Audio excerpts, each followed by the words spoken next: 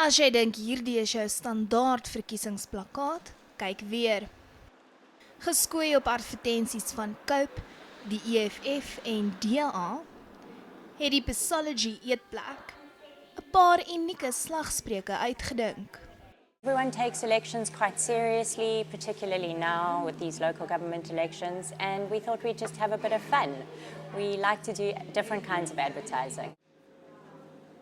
En die bestelling stroom in.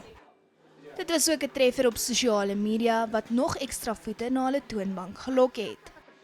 Almal beklei oor ietsie en dan maak hulle 'n grappie daai. So dit maak alles beter.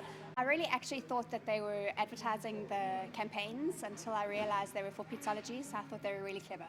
Die eienaars reken hulle het dalk sout in sommige politici se wonde gevryf, maar glo ek die groot koppe kan iets hieruit leer. The posters look quite similar to their own, so if you're not looking carefully, it looks like extra advertising for the political parties.